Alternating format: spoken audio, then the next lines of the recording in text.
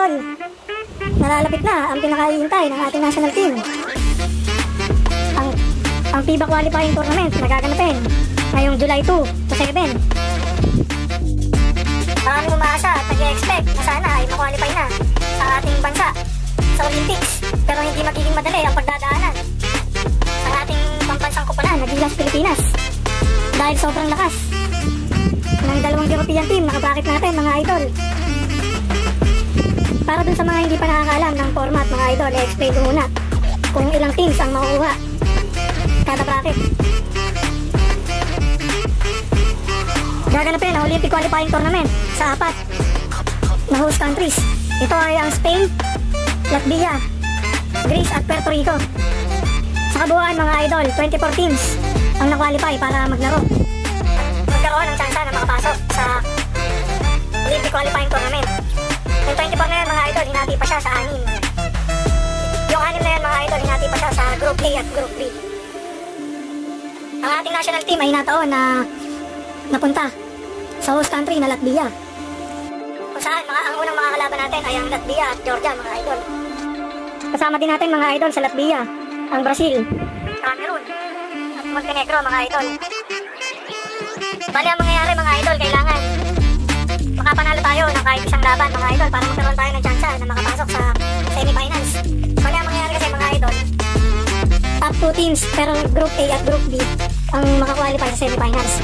Tapos mga idol, kung sino yung top 1 team dun sa Group A, makakalaban niya yung top 2 team dun sa Group B. Tapos yung top 1 team sa Group B, makakalaban naman niya yung top 2 team sa Group A. Sa madaling sabi mga idol, halimbawa, best case scenario, tayo yung top 2 sa Group A. Tapos yung top 1 mga idol is Latvia. Tapos sa Group B naman, ang top 1 is Brazil. Tapos ang top 2 is yung Montenegro. Bali ang mangyayari mga idol, ang makakalaban natin is yung top 1 na Brazil kasi tayo yung number 2 dun sa Group A. Tapos ang makakalaban naman ng Latvia is yung Montenegro. Tapos mga idol, kailangan matalo natin yung Brazil kasi knockout round lang siya sa semifinals. Ganun din, halimbawa Latvia naman yung pumasok versus Montenegro. Kung sino yung manalo doon, halimbawa natalo natin yung Brazil tapos nanalo din yung Latvia sa Montenegro, tayo yung maglalaban sa finals. Latvia versus Philippines ang maglalaban sa finals. Tapos mga idol, kung sino yung mananalo between Latvia at Gilas Pilipinas, yun ang magka-qualify sa Olympics mga idol. Ganun din yung mangyayari dun sa ibang countries na naglalaban sa Spain, sa Greece, sa Puerto Rico. Bali kasi mga idol, 4 lang ang slot sa Olympics. May nauna na kasing 8 mga idol para makompleto 12 team pool sa upcoming Paris Olympics mga idol. Hindi magiging madali ang pagdadaanan ng ating national team mga idol. Siyempre, hoping tayong lahat na sana makalusot at makachamba ng ating national team na Gilas Pilipinas. Hindi magiging madali talaga ito mga idol dahil legit. Parang ngayon lang tayo makakalaban ng legit na European team mga idol.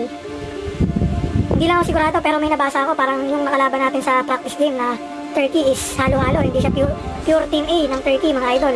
Kung yun ang pagbabasihan natin mga idol, sad to say, medyo maliit ang ating tsansa. Himala talaga kung tayo ay makakapasok kahit sa semifinals lang mga idol. Kasi kahit sabihin natin na magsutan natin ang Georgia or Latvia at makwalify tayo sa semifinals, hindi rin magiging madali ang ating susunod na mga kalaban. Naglalaro lang yan mga idol sa Brazil or sa Montenegro. Sa Montenegro mga idol, alam natin may NBA din dyan, nandiyan si Nikola Vucevic. Ito pala ang schedule ng Gilas Pilipinas mga idol. Medyo puyatan to dahil ang oras ng laban nila ay 1800 Central European Time sa July 3. Kumbaga dito mga idol, pag titingnan nyo yan sa Google, yung oras na yan is alas 12 ng madaling araw na dito ng July 4. Tapos yung next game naman natin mga idol is 14:30 Central European Time. Kung titingnan nyo ulit sa Google mga idol, hindi na yan puyatan dahil ano na yan, mga 8:30 na ng gabi yan dito mga idol. Kalaban naman natin dyan ang Georgia. Kumbaga yung preparation time between first and second game mga idol is maliit lang, malaking adjustment ang kailangan gawin agad ng ating national team, which is hindi madali yun mga idol dahil hindi naman tayo masyadong exposed din sa mga ganitong schedule. Kumbaga hindi tayo masyadong nakaka-experience ng ganitong schedule mga idol, yung halos magkasunod. Kumbaga oras lang ang pagitan, hindi araw. Kung maalala nyo mga idol, itong Latvia ay sobrang competitive. Tinalo nito yung powerhouse team na France. Alam naman natin mga idol kung diehard fan talaga kayo kagaya ni Nicolas Batum. Defensive Player of the Year na si Rudy Gobert, mga idol. Nandyan din si Evan Fournier at si Nando De Colo.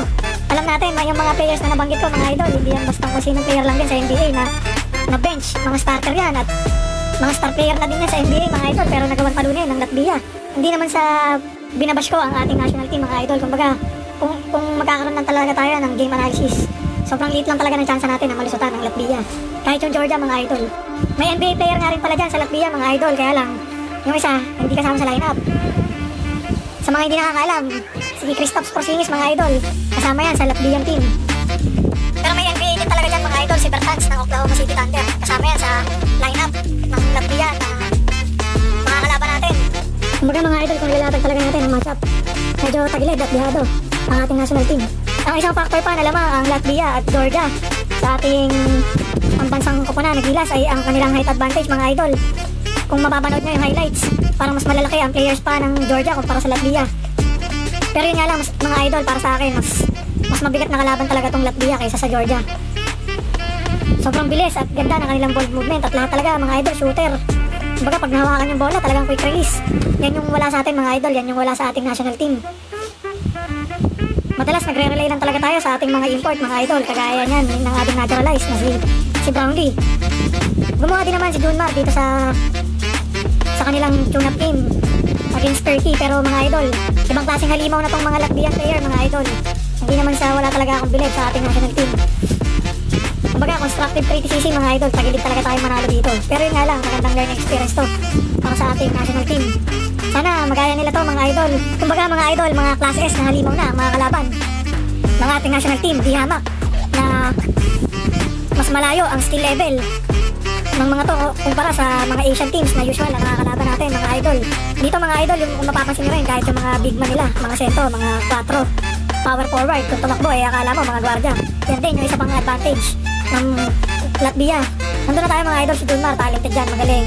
Kaya lang, mga idol, sigurado hindi niya matatapatan yung liksi ng mga European players kagaya dito sa Latvia at Georgia. Iba kasi ang playstyle talaga, mga idol, sa international. Hindi yan yung parang napapanood natin sa NBA. Hindi na yan yung parang napapanood natin sa PBA, mga idol.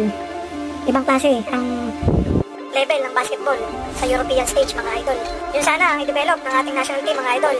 Yung ball movement at yung pagiging mabilis sa opensa at depensa, mga idol. Hindi ka pwedeng lalamya-lamya sa international stage, lalo pag European team ang kalaban mo. Yun lang, mga idol, ang conclusion ko lang. Pag nagkaroon ng himala, yun lang ang chance natin talaga na makwalify sa Olympics. Hindi naman sa ayaw kung manalo ang ating national team. Sino ba namang Pilipino ang ayaw supportahan ang kanyang bansa? Yun sana ang i-develop ng ating national team, mga idol. Yung shooting tsaka ball movement. At sana magkaroon din talaga ng stamina training dahil kung makikita nyo talaga, ibang klase yung liksi ng mga European players kahit yung mga big man nga nila. Kala mo mga gwardiya tumakbo. Mga idol, kahit siguro isali natin sa lineup si Jordan Clarkson, mahihirapan tayong talunin ang Latvia at ang Georgia. Baka mangyari, mga idol, na naman kapag nasa lineup natin si Jordan Clarkson ay sa kanya na naman iasa ang buong play ng ating national team. Ganito yung nangyari nung FIBA tournament, FIBA World Cup, mga idol. Kaya kung mapapansin nyo, single kabayo talaga si Jordan Clarkson. Kumbaga, hapong-hapo. Dahil literal, nabuhat-buhat niya ang ating national team. Ayun lang, mga idol. Sana magkaroon talaga ng himala na makalusot tayo. Ako, mga idol, sa opinion ko lang, hindi talaga ako nag-expect na makakapasok tayo sa Olympics. Hindi dahil sa ayaw kong manalo ang ating national team. Kumbaga, nandun lang talaga ako sa real talk, mga idol. Kung i-analyze talaga natin at i-compare yung matchup at yung stats, sobrang layo talaga ng level ng laro ng Latvia at Georgia. Number 5 ang ranking ng Latvia, mga idol, sa buong mundo. Doon pa lang, mga idol, makikita nyo na kung anong klaseng mga halimaw ang mga kalaban ng ating gilas, Pilipinas. Ang sa akin lang, mga idol, kahit makaisa lang tayo, okay na yun. Kasi kahit makapasok tayo sa semifinals, sobrang talagang butas ng karayom ang pagdadaanan ng ating national team para makuha natin ang ticket papuntang Paris Olympics. Ayun lang, mga idol, subscribe sana sa ating munting channel at supportahan natin at patuloy nating supportahan ang ating national team na Gilas Pilipinas. Manalo o matalo, basta laban Pilipinas. Puso!